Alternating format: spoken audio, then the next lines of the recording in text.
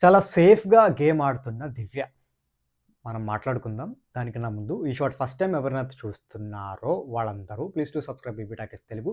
అలాగే నేను షాట్ పెట్టగానే మీకు నోటిఫికేషన్ రావాలంటే పక్కనే ఉన్న బెల్ ఐకాన్ ప్రెస్ చేయండి. దివ్య ఆట ఫేకు.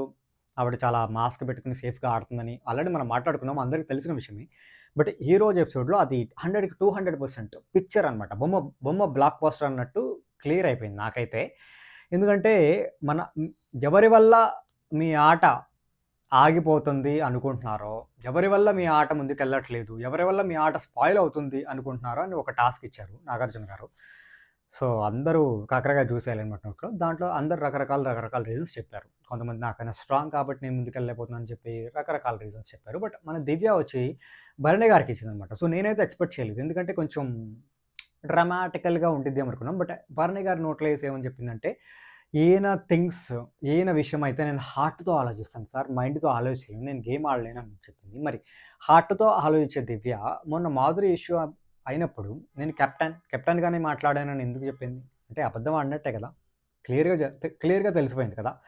సో, ఆవిడ భరణి గారిని కీలుబొమ్మ ఆడించినట్టు ఆడిద్దామని చూస్తుంది. ఎందుకంటే ఏదో బాండింగ్ అని చెప్పి కాదు. కీలుబొమ్మ ఆడించినట్టు ఆడిచ్చి తొక్కేసి ఎళ్ళిపోతామని చూస్తుంది. అండ్ ఇంకోటి ఆయన్ని కీలుబొమ్మని చేస్తే తనుజ ఎమోషనల్‌గా కొంచెం డిప్రెషన్‌లోకి పంపించి ఆమెను కూడా బయటికి పంపించేస్తుంది. పెద్ద ప్లాన్‌తో ఎళ్ళింది పాపం. ఎందుకంటే సినిమా రివ్యూస్ చెప్పుకునే దివ్య సో, వీళ్ళందరి రివ్యూని మైండ్‌లో పెట్టుకొని చక్కగా ఆడుతుంది. కాపోతే చాలా చెత్తగా ఆడుతుంది. మనకు తెలుస్తుంది కాబట్టి. బట్ ఆవిడ వచ్చి చూసుకుంటే ఆవిడ మీద ఆవిడే "ఫు! నేనెలా ఆడానా" అనుకునిద్దేమో.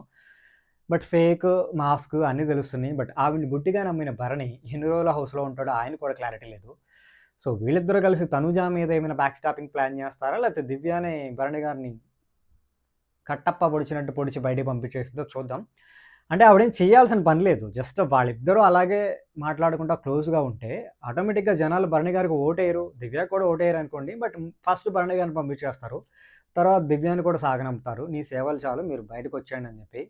సో, చూద్దాం. ఈవిడ కపట నాటకాలు, ఈవిడ ఫేక్ యాక్టింగ్, ఆస్కార్ పెర్ఫార్మన్స్‌లు ఎన్ని రోజులు మనం చూడాలి, మనం భరించాలి అనేది చూద్దాం. ఈ వీక్ నామినేషన్స్‌లో మరి పాప ఎవరిని నామినేట్ చేసిద్ది? ఎవరిని సేవ్ చేసిద్ది? కెప్టెన్ కాబట్టి చూద్దాం. రేపు ఎపిసోడ్ కోసం నేను తెగ ఎక్సైట్ అవుతున్నాననమాట. మీకేమనిపిస్తుంది? నాలా మీకెంతమందికి అనిపించింది? కింద కామెంట్ పెట్టండి. సో, చూద్దాం నాలా ఎంతమందికి అనిపిస్తుందో.